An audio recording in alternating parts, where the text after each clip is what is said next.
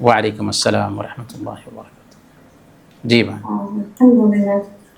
بہت ہی خوبصورت تھا آج کا سیشن، جزاک اور اس اللہ، ٹاپک کو لے کے میں بہت زیادہ ہی اس ٹاپک آئے، جزاک خاص اللہ، کر میرے لیے، کیونکہ یہ چیز میں فالو کر رہی ہوں صرف الحمدللہ، اور الحمد میرے للہ، گھروں میں یہ سب چیزیں ختم ہو گئی، لیکن الحمد میری للہ۔ شادی نہیں ہوئی، میرے سسرال میں یہ سب بہت زیادہ ہے، اور میرے ہسبینڈ کا کہنا ہے کہ آپ کو ان میں شامل ہونا پڑے گا، اور میں چاہتی ہوں کہ میرا تعلق اچھا بنا رہے، تو میں اچھے سے سمجھا نہیں پاتی اسے کہ میں کیا کروں۔ وہ ڈائریکٹ کہتے ہیں ہم سے یہ رسم ہے، رسم کر لینا، کیا بات ہے، جیسے آپ نے کہا کہ دین میں کوئی رسم نہیں ہوتے، سنت ہوتے، سنت کو فالو کیا جاتا ہے، اور یہ سب چیز میں ان سے کہتی ہوں تو وہ غصہ کرنے میں۔ چونکہ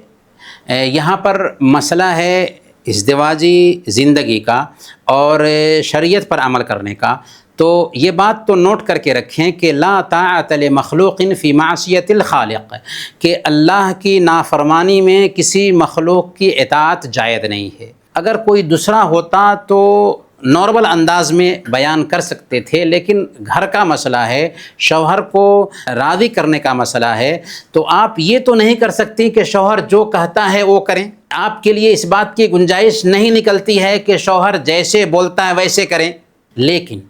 چونکہ بات گھر کی ہے، بات شوہر کی ہے، تو نہایت ہی پیار سے، محبت سے، اخلاص سے، ہمدردی سے، ویسے دوسروں کو بھی ایسے ہی سمجھانا چاہیے، پر گھر کی بات ہے تو اور زیادہ ہمدردی آنی چاہیے، پیار سے، محبت سے ہم اپنے شوہر کو سمجھانے کی کوشش کریں گے کہ آخر ہم ایسا کیوں نہیں کر رہے، ہمارے نہ کرنے کی آخر ایسی وجہ کیا ہے۔ اگر ہم اپنے آپ کو بالکل مجبور کر دیں، اس سے ہمارا دین متاثر ہو رہا ہے،